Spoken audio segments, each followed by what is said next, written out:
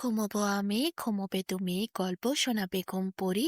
হালকা আলো, চোখ বন্ধ। চলো একটা গল্প শুনি। রাতের গল্প বাংলায়। আজকের গল্প পেয়ারা গাছের নিচে। বুড়ো দাদু আর মহুয়া দিনভর পেয়ারা গাছের তলায় বসে থাকে। শীত এসে যায়, পেয়ারা গাছের পাতা বড় কম। ডালের মাঝখান দিয়ে রোদ এসে ওদের গায়ে পড়ে। ডালপালাগুলো আঁকাবাঁকা হয়ে উঠেছে, তাই আঁকাবাঁকা ছায়া ওদের গায়েও পড়েছে। সেই ছায়ার দিকে অনেকক্ষণ তাকিয়ে থাকে। তারপর ওপর দিকে চেয়ে দেখে মহুয়া। দেখে আকাশের নীল রং। কত ডালপালার মাঝে সাদা মেঘ দেখতে পাওয়া যাচ্ছে। মহুয়া একটা জোরে নিঃশ্বাস নিয়ে ফেলে বলল, বুড়ো দাদু, কাল আমার জন্মদিন। আমার বন্ধু কাকরকে তাই নেমন্তন্ন। বুড়ো দাদু নীল আকাশ যেখানে নীল বনের পিছনে ডুব দিয়ে গেছে সেদিকে চেয়ে বলল, কাল আমারও জন্মদিন, আমার বন্ধুদেরও নেমন্তন্ন করতে হবে। মহুয়া বলল, কারা তোমার বন্ধু গো দাদু? তাদের চিঠি দিতে হবে কি? মা তো কাল কিশমিশ দিয়ে পায়েস রাঁধবে।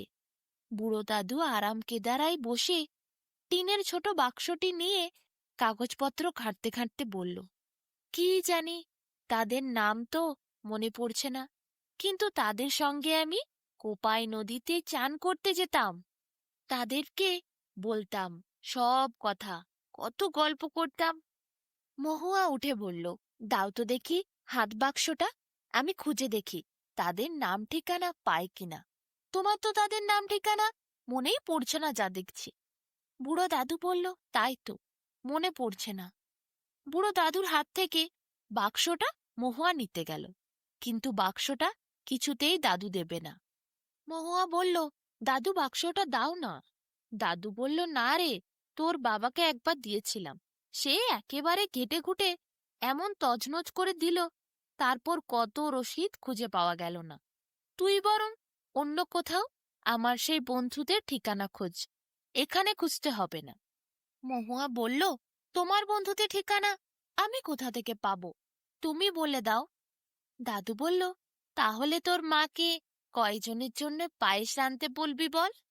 মহুয়া বলল, তুমি বলো না, মাকে কয়জনের জন্য পায়েস রাঁধতে বলবো। বুড়ো দাদু বুড়ো দাদু হেসে বলল, 5 জনের জন্য। না দাঁড়া, আবার নতুন চটি কোপায়ের জলে ভাসিয়ে দিয়েছিল যে, তাকে বলে আর কাজ নেই। ওর নষ্টামির আর শেষ নেই। কি জানি, সেই ফুল গাছ টাছগুলো এখন ছিঁড়ে একাকার করে দিয়েছে কিনা। ওকে বাদ দিলেই ভালো হয়। বেশ তো, তাহলে 4 জনের জন্য বলি, মহুয়া বলল।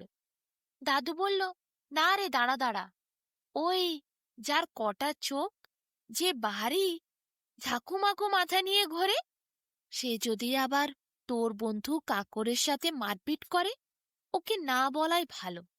মহুয়া বলল, তাহলে কি 3 জন বলো দাদু। দাদু আবার অবাক হয়ে চেয়ে বলল, 3 জন আবার কোথা থেকে পেলি তুই? গয়লা বাড়ির ওপরে যে থাকে, গয়লাদের কাছ থেকে চুরি করে মাখন খেয়ে খেয়ে শরীরে আর কিছু নেই, অত পায়েস সইবে কেন? ওর নামটা কেটে দে। মহুয়া বলল, তাহলে আমার বন্ধু কাকর আর কাকরের ছোট ভাই উদো আসবে, আর তোমার 2 জন বন্ধু।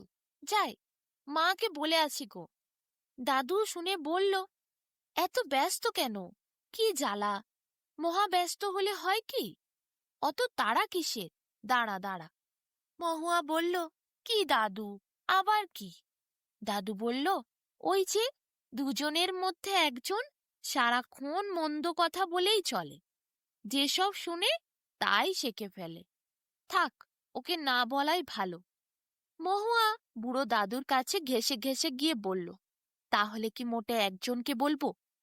বুড়ো দাদু এদিকে ওদিকে তাকিয়ে, বাগানের দিকে চেয়ে, দূরে বাঁশঝাড়ের দিকে তাকিয়ে, আমতালির পথের দিকে চেয়ে বলল, আবার 1 জন কোথা থেকে পেলি মহুয়া? আমাকে শুদ্ধ নিয়ে বলছিস কি? মহুয়া বলল, কি বলছো দাদু? তাহলে তোমার কি কোনো বন্ধুরা আসবে না? বুড়ো দাদু কথা শুনে অবাক হলো। কেউ আসবে না? কেউ আসবে না কি রে? ওরা কয়জন শুধু আসবে না, আর বাকি তো সবাই থাকবে। কাকরের ভাই উদো, তুই, তোর মা, বাবা, কাকা, পিসি, তাদের বাবা, ভুলো ভুলোকে ভুলিসনি কিন্তু। নেড়ি কুত্তা হলে কি হবে? ওর গায়ে প্রচুর জোর। ও হয়তো একটু বেশি খেয়ে ফেলবে। কিন্তু মহুয়া বুড়ো দাদুর দিকে চেয়ে পায়ে হাত বুলিয়ে বলল, কিন্তু কি দাদু? দাদু মহুয়ার দিকে তাকিয়ে বলল, আমি তোকে কি দেব? দে তোর হাতটা, দে তো আমার বাক্সটাতে। বল, কি চাস? গয়না চাস? গয়না তুমি কোথায় পাবে বুড়ো দাদু? বলল মহুয়া। কেন? আমার ঠাকুমার কত গয়না ছিল। ডাকাতের সর্দার ছিল আমার ঠাকুমার বাবা। তার ভয়ে কত অঞ্চলে বাঘে গরুতে একঘাতে জল খেত। সন্ধ্যের পর ভয়ে আর কেউ পথে বেরোতো না।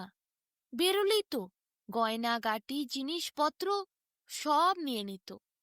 মহুয়া হঠাৎ করে মুখটা ঢাকল। দাদু বলল, এ কি মহুয়া, মুখ ঢাকছিস কেন? আচ্ছা আচ্ছা, গয়নাগাটি না হয় নাই নিলি, ছেড়ে দে, ওসব নিতে হবে না। মোহর নিবি? থলি থলি মোহর আছে সোনার, একটাও ডাকাতি করে পাওয়া নয়। রাজা ছিল আমার ঠাকুরদা, ওদের বাড়িতে সব্বাই দুধে স্নান করত, সোনার খাটে বসে রূপোর খাটে পা রাখত। তাসতাসিরাও সোনা বাঁধানো কত রকমের গয়না কোমরে পড়ত, কোমর দুলিয়ে দুলিয়ে যেত। মহুয়া বলল, কোথায় পেত এত থালা থালা মোহর ওরা? বুড়ো দাদু হেসে বলল, ওমা জানিস নে বুঝি, প্রজাদের কাছ থেকে খাজনা আদায় করত, সেই সব খাজনা থেকেই তো ধান কেটে নিয়ে ঘর জ্বালিয়ে। মহুয়া হঠাৎ করে কেঁদে ফেলল। দাদু বলল, কাঁদছিস কেন? আচ্ছা, মোহর নাই বানিলি, ঠিক আছে, মোহর তোকে নিতে হবে না। তুই বরং মোটা কাচের কাগজ চাপানোটা নে। বুড়ো দাদু তার মোটা কাচের কাগজ চাপানোটা তুলে ধরল মহুয়ার সামনে। বুড়ো দাদুর পায়ের কাছে মহুয়া প্রায় শুয়েই পড়েছিল। সেই কাঁচের দিকে তাকিয়ে সে যেই দেখল সামনে জানালা খোলা ছিল, নীল আকাশ সেই কাঁচের মধ্যে সে দেখতে পেল। কাঁচের ওপর রোদ পড়েছে, চারিদিকে যেন রামধনুর মতো একটা রেখা দেখতে পাওয়া যাচ্ছে। রামধনুর রং এসে বুড়ো দাদুর গায়ে, মহুয়ার গায়ে পড়েছে। বেগুনি, নীল, কমলা, লাল রঙের যেন কত রকমের রং দেখতে পাওয়া যাচ্ছে। আঁকা বাঁকা ডালপালাগুলোই যে ছায়াগুলো, সেগুলোও মহুয়া আর দাদুর গায়ে এসে স্পর্শ করে যাচ্ছে। তখনই মা এসে বাটি করে ওদের জন্য গরম দুধ, পাউরুটি আর নরম নরম তৈরি করা মিষ্টি, লাল চিনি দিয়ে বানানো চা দাদুর জন্য দিয়ে গেল। মহুয়া, কাল তোর জন্মদিন, কাকরদের নেমন্তন্ন করে আসিস, বলল মা। মহুয়া বলল, কাল বুড়ো দাদুরও জন্মদিন, বুড়ো দাদু ও কাকরদের নেমন্তন্ন করবে।